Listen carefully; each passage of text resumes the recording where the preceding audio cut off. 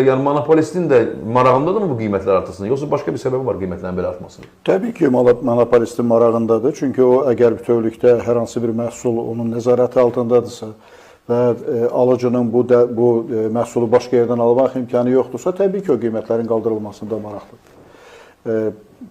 Təbii ki, dünyanın bir çox ölkələrində qiymət siyasətində müəyyən dəyişikliklər baş verir, qiymətlər qalxır, qiymətlərin qalxması ilə əlaqədar narazılıqlar olur, sonra qiymətlər endirilir və s. Amma məsələn, Azərbaycandakı qiymətləri qərb dövlətlərində olan qiymətlərlə eyniləşdirmək və müqayisə etmək ümumiyyətlə məsələyə yanlış yanaşmadır. Çünki onda ilk növbədə gəlirləri də müqayisə etmək lazımdır, maaşları da müqayisə etmək lazımdır. Əgər məsələn, deyək ki, məsələn, Hollandiyada ya İsveçdə hər hansı bir sahədə çalışan, deyək ki, müəllimin maaşı, həkimin maaşı Azərbaycanda olduğundan 10 dəfə, 15 dəfə, 20 dəfə çoxdursa, İsveçdə olan qiymətlərlə Azərbaycanda olan qiymətlər arasında hətta 2 dəfə fərq varsa da belə, bu tamamilə Azərbaycanda vəziyyətin acınacaqlı olmasının göstəricisidir. Məsələn, hətta İsveçdə qiymətlər Azərbaycandan 2 dəfə artıq olsa, bu əmək haqlarının müqabilində belə bir nəticəyə gəlmək olar ki, Azərbaycanda hər hansı bir məhsulu əldə etmək üçün Azərbaycan vətəndaşı öz gəlirlərinin daha yüksək faizini, yəni 5 dəfə, 6 dəfə, 10 dəfə yüksək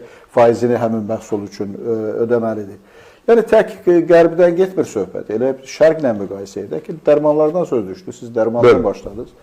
İndi bizim yaşımız elədir ki, dərmanlardan istifadə edirik, fanın qiymətlərini bilirik. Mən, məsələn, ürək xəstələri üçün lazım olan vacib bir dərman, Plavix adlanan bir dərman var. Populyar bir dərmandır, dünyanın bütün ölkələrində var. Məsələn, Plavixin Azərbaycanda qiyməti, onun bir qutusunun qiyməti 30 manatdan 35 manata qədərdir. Gürcüstanda 10 manatdır.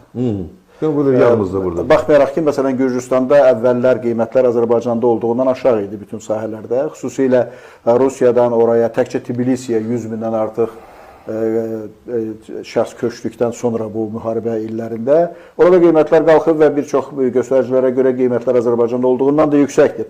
Ancaq əsas tələbat mallarına olan qiymətlər orada normaldır. Yəni, dərman qiymətləri Azərbaycandan 2 dəfə, 3 dəfə, bəzi hallarda 5 dəfə ucuzdur.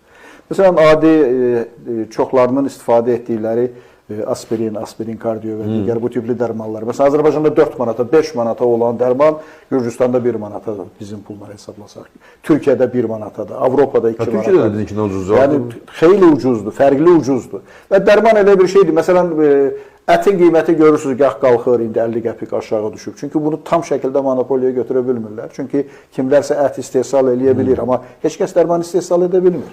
Yəni, dərman tam şəkildə monopoliyadadır. Ona görə dərmanların qiymətləri fantastik olaraq dünyanın bütün ölkələrində olur.